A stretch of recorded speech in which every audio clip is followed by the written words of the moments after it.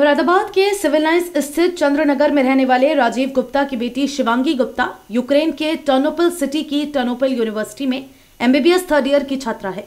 शिवांगी 22 फरवरी को ही इंडिया वापस आई हैं, लेकिन शिवांगी ने यूक्रेन में हालात बिगड़ते देखे, जिसकी वजह से वो समय रहते अपने परिवार के बीच लौट आई।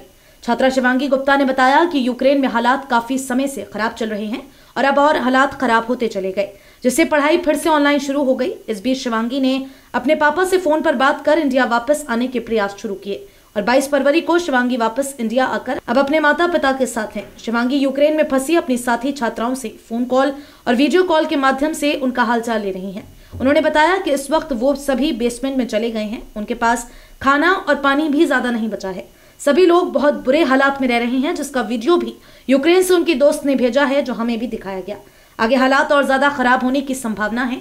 सभी तरह की यात्राएं बंद हैं और कोई भी रास्ता नजर नहीं आ रहा, इसलिए उन सभी को जल्द से जल्द वहां से निकलवाने का इंतजाम भारत सरकार को करना चाहिए।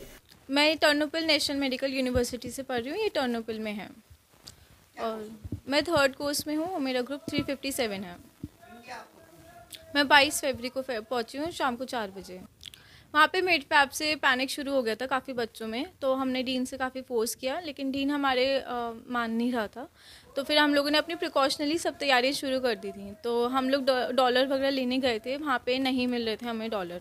तो करीब मैंने अपने $600 लेने के लिए 4 से 5 घंटे वहाँ पे बिताए, जिससे मुझे डॉलर मिल जाए। और अब जो मेरे फ्रेंड्स वहाँ पे अटके हुए हैं, उनके पास कोई भी डॉलर नहीं है और उन्हें ग्रेवेंस की जो वहाँ पे लोकल करेंसी है उसमें भी दिक्कत आ रही है।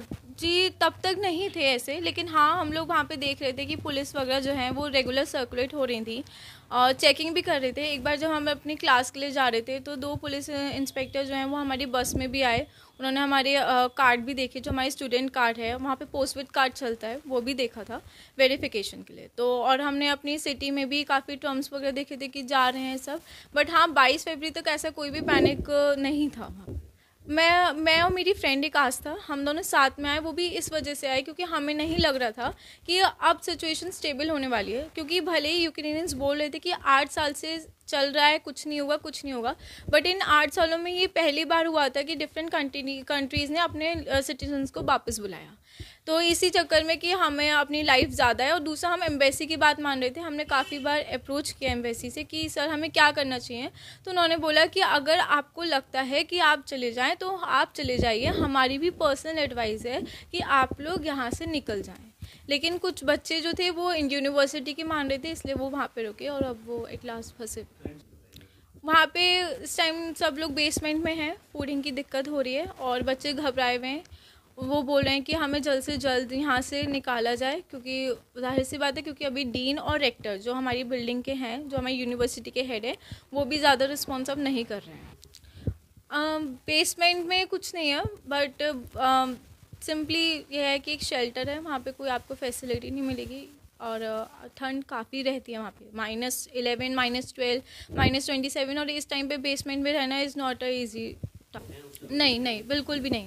वहाँ पे बस वो लोग अपने ही विल पावर से, अपने ही सोर्सेज से, अपने ही स्टोरेज से वहाँ पे हैं, क्योंकि जो एम्बेसी जब कीव में जो बच्चे फंसे हुए थे एयरपोर्ट के टाइम पे, वो एम्बेसी लेके गई है और जहाँ इन्फॉर्मेशन मिली उनके हिसाब से एम्बेसी भी उन्हें फूड लेट दे पाई, क्योंकि आखिर वो भी फंसे हुए ही हैं बहुत। मैं इंडियन गवर्नमेंट से ये अपील करना चाहूँगी कि सर प्लीज़ आप बच्चों को जल्दी बुलाएँ, वहाँ पर फूडिंग की बहुत दिक्कत होने वाली है।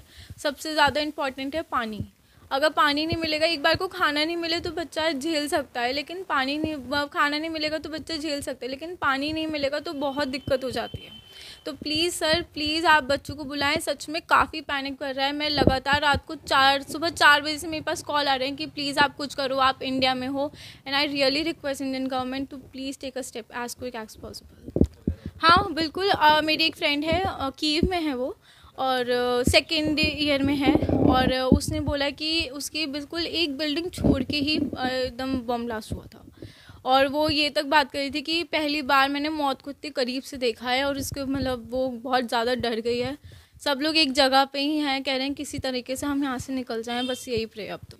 मेरी एक फ्रेंड है, वो जा रही थी 24 को एयरपोर्ट पे, लेकिन बीच रास्ते में उसकी ट्रेन रोक दी गई, उसको वेनेत्सिया उतार दिया गया। और वेनेत्सिया में जब उतरी तो उसने अपनी आंखों के सामने देखा बॉम्ब ब्लास्ट, और वो चाह रही थी कि वो वापस टर्नोपिल अपनी जगह आ जाए, लेकिन वो नहीं आ पाई। सारी ट्रेन, बसेस, सारे ट्रांसपोर्ट बंद हो चुके थे। टैक्सी करी तो वो अराउंड $200 मांग रहे थे। जैसे तैसे वो एक दिन में पहुंची है। अब वो टर्नोपिल में के बेसमेंट। शिवांगी के पिता राजीव गुप्ता ने बताया कि वो लगातार न्यूज पर नजर बनाए थे, इसलिए अमेरिका के रुख से उन्हें आभास हो गया था कि हालात खराब हो सकते हैं। इसलिए शिवांगी से बात कर उन्होंने तुरंत एयर टिकट बुक कराकर बेटी को वापस बुला लिया। उनका ये निर्णय अब सही साबित हुआ है।